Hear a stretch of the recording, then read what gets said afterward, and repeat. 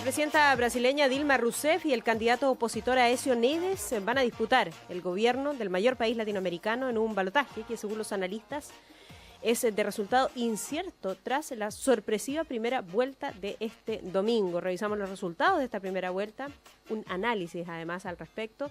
Para entregarnos luces de lo que podría ocurrir en este balotaje está con nosotros la analista internacional de la Universidad de Santiago, Olga Ulianova, que también, Olga, queremos conectar con la realidad local en Chile y cuánto nos influye un determinado presidente o presidenta de Brasil. Bienvenida, muchísimas gracias por estar con nosotros.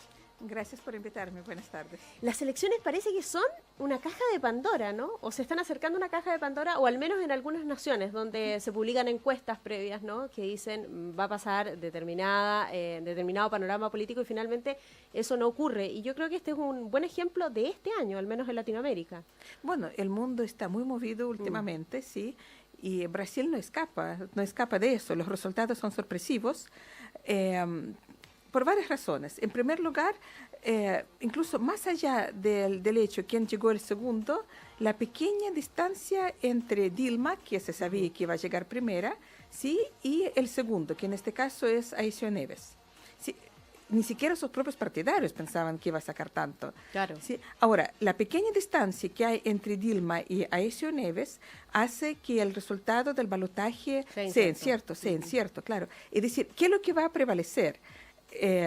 Digamos, las ganas de cambio, tanto Aécio Neves como la ecologista Marina Silva representaban precisamente este afán de cambio, ¿sí? O el miedo ante, la posibilidad de perder aquellos beneficios sociales que el PT había dado a los sectores más humildes de Brasil en sus 12 años de gobierno. Vamos a ir analizando eso, pero para despejar, ¿no era Marina Silva quien pasaba la segunda vuelta?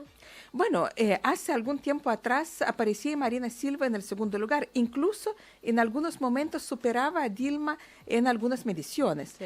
Pero bueno, digamos, ahí efectivamente como que más bien se volvió a una norma en términos políticos, es decir, los que se sobrepusieron son dos máquinas políticas grandes, la del PT, el bipartidismo, sí, el PT y el Partido de la Socialdemocracia Brasilera, es decir, los que tienen máquina, los que tienen presencia en todo el país.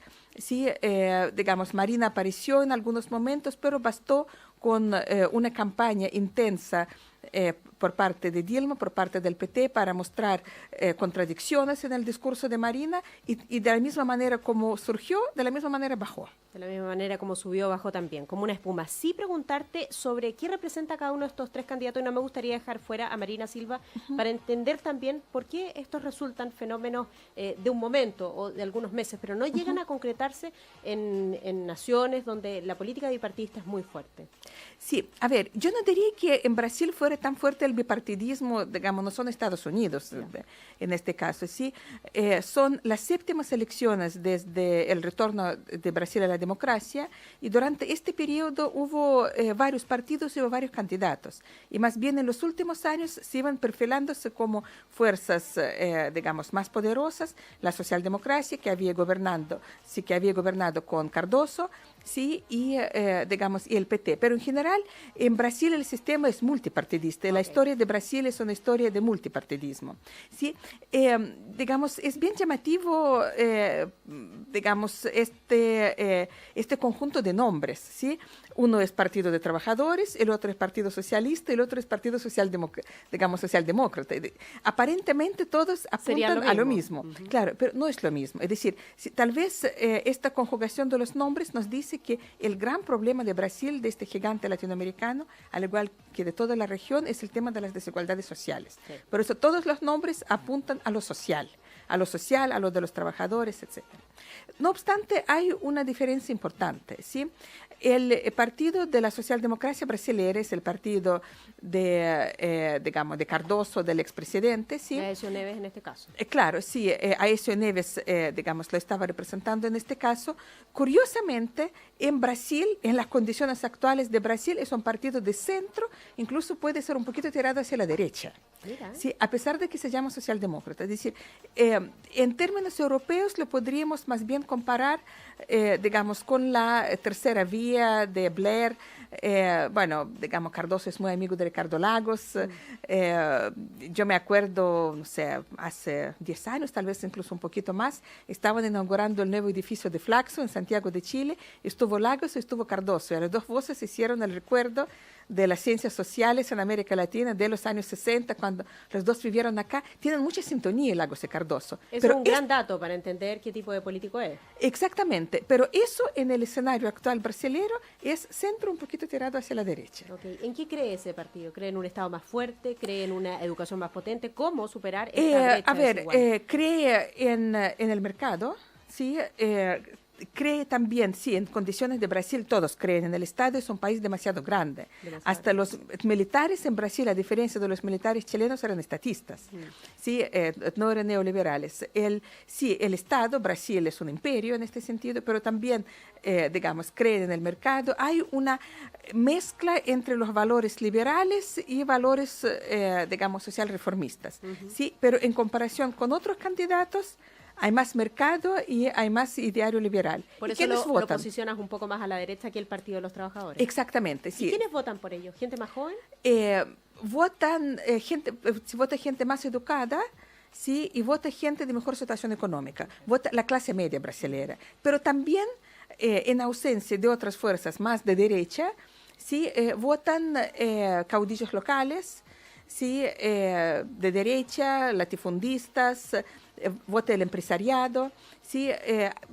No es porque compartan el ideario socialdemócrata, ¿sí? Claro. Sino porque otras fuerzas de derecha son demasiado pequeñas, no les dan confianza, ¿sí? Y precisamente este caciquismo local lo que en Brasil es tremendamente fuerte. Y bueno, en realidad está presente en las tres fuerzas políticas. Ya.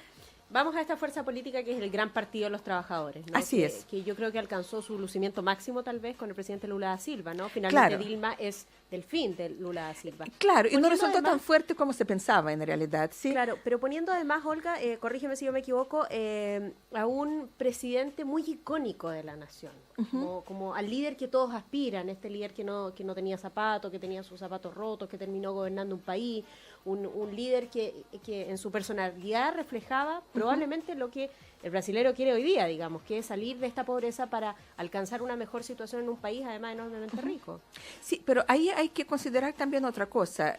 Lula es un dirigente sindical, es decir, digamos, no es un líder populista, es muy institucional Lula, ¿sí? El Partido de los Trabajadores tuvo una gran trayectoria, Lula se formó en esta gran escuela sindical, es un gran político, un gran negociador, y yo diría que si hablar del ideario socialista o socialdemócrata moderno, lo que más, digamos, sería semejante al, no sé, al socialismo escandinavo, bueno, estamos hablando de otro. Totalmente diferente. Claro, escenario totalmente diferente, tal vez es precisamente el Partido de los Trabajadores. Es decir, cuando Lula llegó al poder, esto ya fue hace 12 años, sí, se pensó que iba a ser un líder tremendamente rupturista, es decir, se pensaba alguien, no sé, tipo Chávez, ¿sí? Yeah. Y no obstante, fue ha sido como gobernante y hoy día es detrás del trono, ¿sí?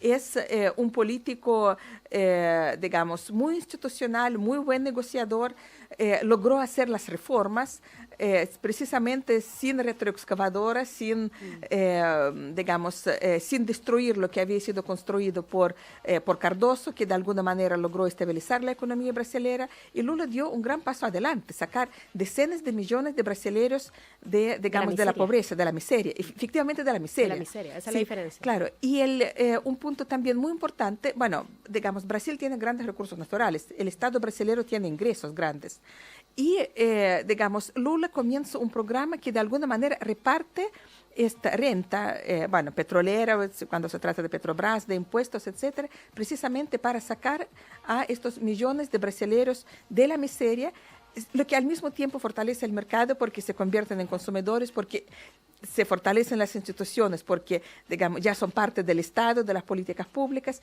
y en este sentido Lula fue tremendamente exitoso. Y lo que así Dilma? No así Dilma, sí, y hay varias razones para esto. Primero, cuando tú partes del nivel cercano a cero, es más fácil, digamos, crecer, es más fácil políticamente avanzar. hablando, como figura Claro, sí. política. Ahora, digamos, Dilma partió ya con un techo, digamos, alcanzado por Lula lo suficientemente, con un nivel bastante alto. Y otra cosa tremendamente importante, ¿sí?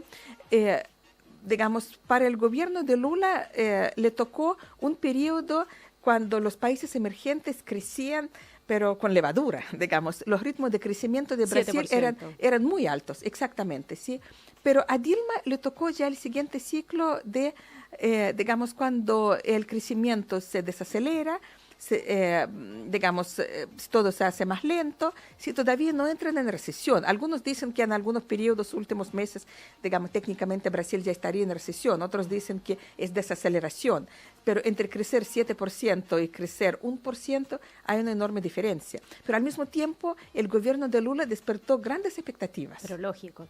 Grandes expectativas además de este Estado que entrega beneficios, ¿no? Que Claro. es algo que el brasilero no quiere perder, que hay varios planes además que han sido Bolsa mencionados, Familia, por claro, supuesto, sí. y bautizados y que yo creo que no tienen parangón con la realidad que estamos viviendo nosotros. Pero eso se mezcla, esa alta expectativa, Olga, con una cuestión de falta de carisma de Dilma. Te lo pregunto por lo siguiente, me tocó cubrir el Mundial en Brasil y era evidente, ¿no? Que la gente no tenía ninguna intención de celebrar, todos a meses o a semanas de que el Mundial se iniciara, siendo un país absolutamente futbolizado. La verdad es que había poco ánimo de celebración, decían, se invirtió demasiado en estos estadios que después no se van a usar y tenemos como problemas más importantes. Y no me pareció en ese momento, lo que podía leer y rescatar en la prensa, que ella fuese especialmente carismática. No sé, ¿sabes qué? Yo no te lo podría decir. En el momento cuando ella llegó al poder se veía carismática, sí. Además, primera mujer presidenta en un país también muy machista, es decir, sí también tiene como esta actitud de mamá, digamos, sí. Yo no diría que falta de carisma, yo diría que es el momento económico. Sí, efectivamente, bueno, todas estas construcciones faraónicas para el Mundial. Bueno, es decir, Brasil es un país muy grande. Brasil fue imperio en el siglo XIX. Tiene mentalidad imperial. Pero siempre en los países, podríamos decir, periféricos o subdesarrollados, el Estado se fortalece, digamos, siempre a costa del debilitamiento de lo social, del pueblo, etc. Entonces, claro, no hay un discurso, no hay una cultura tan fuertemente nacionalista para que todo el pueblo celebre porque el Estado brasileño se va a lucir con estos tremendos estadios, con estas tremendas construcciones. En este sentido, bueno, nuevamente comparando con otros países BRICS, no es China, no es Rusia en este sentido, ¿sí? Donde efectivamente todas esas construcciones faraónicas sí producen adhesión de la población. Aquí más bien fue, es decir, tal vez el individualismo, digamos, pensar en lo social, en lo de la escala humana, la contraposición, que es lo que hizo Lula y que es lo que se está haciendo ahora. Bueno, eso provocó digamos, el rechazo. Y hay que decir también que Brasil tiene una enfermedad que es, bueno, crónica en países periféricos muy grandes, es decir, está presente en todas partes, pero donde el país es más grande es más fuerte, que es la corrupción. Que la corrupción, que es enorme, es impresionante. Y que el país es grande, hay donde robar, efectivamente, ¿sí? Hay mucho donde robar y donde robar a manos llenas. A manos llenas, efectivamente. Y claro, y la política brasileña históricamente es una política corrupta, es decir, históricamente cada estado tenía un solo partido político y habían alianzas entre los estados y todo se compraba y se vendía. Y hoy día las alianzas también son muy complejas. El Partido de Trabajadores, de los tres, el más de izquierda, tiene alianza con las organizaciones evangélicas muy conservadoras en, digamos, los temas mal llamados valóricos. ¿Sí? Claro. Sí, y bueno, en realidad están apoyándose en los sectores populares, y en los sectores populares hay esta mezcla, ganas de justicia y conservadorismo digamos, en ciertas cosas cotidianas. Súper interesante el análisis que estás haciendo, Olga. Gastémonos los 2 minutos finales en lo siguiente. 19 millones de votos, ¿no? Nos han dado este escenario político, se enfrenta Dilma con Aécio, si bien Marina Silva ha dicho que el voto es secreto, parece evidente, ¿no?, que se van a traspasar a Aécio. Luego, ¿qué se puede vislumbrar desde ese punto de vista y cómo nos conecta eso con nuestros propios gobernantes? ¿Nos conviene que uno de los dos sea presidente o presidenta de Brasil? Sí, primero, el voto de Marina está incierto, es decir, si bien es gente que quería cambio, sí, Marina está a la izquierda de Aécio, entonces no se sabe. Además, es un electorado que se formó muy rápidamente. en torno a Marina. Entonces, no se sabe cómo va a reaccionar este electorado. Se piensa que una parte importante podría traspasarse a Aécio, pero sí también hay gente que podría quedarse en la casa, que simplemente no va a ir a votar la segunda vuelta. Claro. Entonces, digamos, ahí está la incógnita. Yo diría que para Chile, digamos, no hay una opción, entre comillas, que no nos convenga. Es decir, el mundo político chileno, los partidos de la nueva mayoría tienen muy buenas relaciones, tanto con el PT como con el Partido de la Socialdemocracia Brasileña. ¿Sí? Y hay ciertas lógicas que podríamos pensar, no sé, geopolíticas en el sentido moderno, que de una u otra manera como que impulsan este acercamiento entre Brasil y Chile, en la medida, por supuesto, que el propio gobierno chileno muestre la voluntad. Brasil es mucho más grande, ahí tenemos que acercarnos nosotros más bien. Es un mercado súper interesante. Claro, y no solamente mercado, digamos, es una potencia, es un país que quiere ser miembro permanente del Consejo de Seguridad de Naciones Unidas. Chile lo apoya digamos, en esto. Bueno, los países BRICS han creado su nuevo banco justamente en una cumbre que se realizó en Brasil durante el Mundial, y uno de los propósitos de este banco es salir tanto del dólar como del euro y pasar a las monedas locales. Bueno, en este sentido, en primer lugar, a yuan chino, digamos, en sus transacciones. Es decir, eso significaría fin del sistema financiero tal como lo conocemos. Brasil juega las grandes ligas. ¿Sí? Entonces, con un presidente o con otro, digamos, a Chile le conviene ser amigo, ser socio. Cercano, por lo menos. Ser cercano, de todas maneras. Como ha sido hasta ahora, o así al menos lo indica la historia reciente. Estuvimos conversando con la analista internacional de la Universidad de Santiago, Olga Ulianova. Olga, muchísimas gracias. Gracias a ustedes. La vamos a invitar de nuevo, Olga, porque ya que está movido el mundo, sí, ¿no? Con mucho gusto. Con mucho Seguimos gusto. hablando de los problemas aquí que ocurren en todo el orbe. Un dato sí acaba de hablar.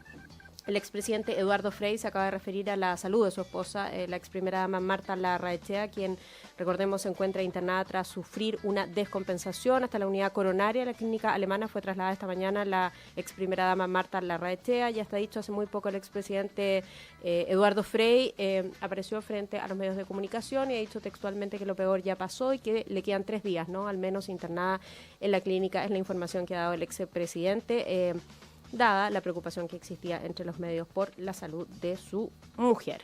Nos quedamos con ese dato, nos vamos a la pausa y regresamos de inmediato.